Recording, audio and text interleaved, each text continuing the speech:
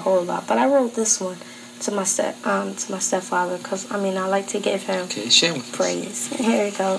It's called When I Needed You the Most. Many people walk into your life wrong times and right, but you walked in on time. It was like you had a special sight. As a father, there was no one that I knew, but you treated me as a daughter, and my father was you. When I needed you the most, you were right there, ready to be nice, love me, and care. Not only a father, you became Dad, that protective person who, when his daughter gets misused, he gets mad. The day you walked into my life, you touched my heart, and Daddy, I love you, and we can never be apart. That's for Dad. That's all right. Has he seen that? Yes.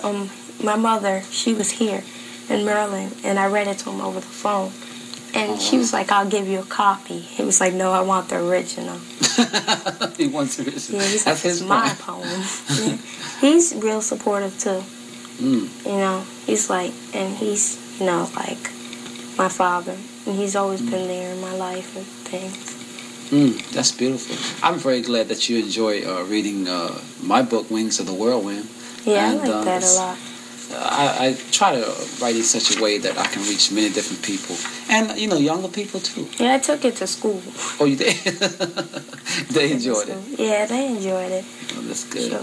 Some didn't understand, but, It can be pretty heavy, I'm told. I don't know. I know, but I understood a lot, I expected you to understand. Yeah, some people look at me and they're like talking, and they expect me to be sitting there like this, and I'm sitting there agreeing and understanding and disagreeing, and they're like, wow, she's, such and such age, and she can understand this. Well, I think that goes back to what we were saying before. A lot of parents don't talk to the kids about grown-up things. But there are some things that you should talk to them about because, we have to deal in the real world. You're going to have to face these things one day or deal with it in one way or another, so you might as well know. Yeah, I know somebody during the war, they were like, well, I don't want my child knowing all this stuff that's going on because it's going to scare her and this and that. But my mother was like, anything that went on, it wasn't like I couldn't watch the news. And I'm glad, but I'm glad. I used to be upset because I didn't. My mother never told me this Santa Claus. Oh, that's Santa Claus. And my mother never told me this Easter Bunny or the Tooth Fairy. And I used to be upset about it, but now I can't feel better. Because, some kids in my class are like, look what Santa Claus got me. My mother says, she says, I'm not giving this guy named Santa Claus the credit for what I bought. Hard work. Yeah. She never, and my 5-year-old brother, he's like, in school they're teaching him Santa Claus, Santa Claus. My mother's like, I bought you that. Santa Claus didn't buy you that. So she just be truthful.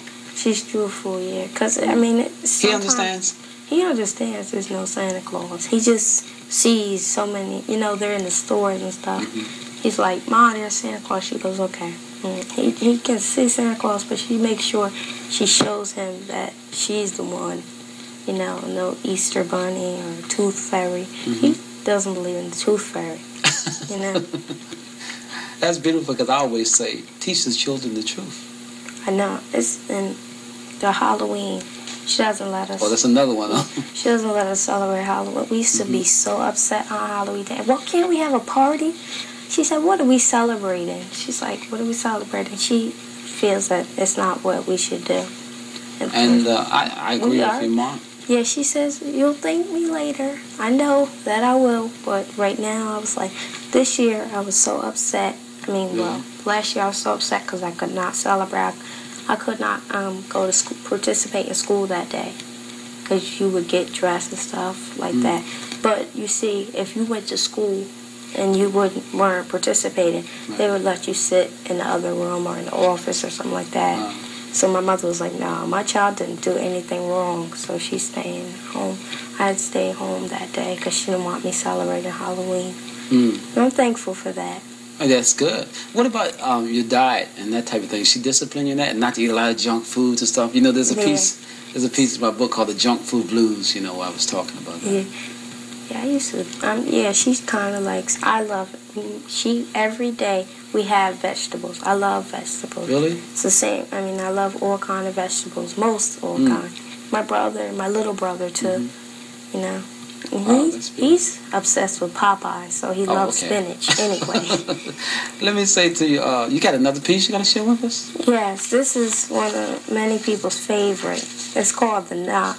And what inspired me was footsteps. Yes. I wanted to do something like that talked about a person, Share with us. And I had lost it at church, but I reread it. Okay. The Knock. I once was lost, my heart filled with sin. But when God knocked, I had no room to let him in. When God asked to come in, I told him I would the next day. I thought, I'm young, I still have time to play.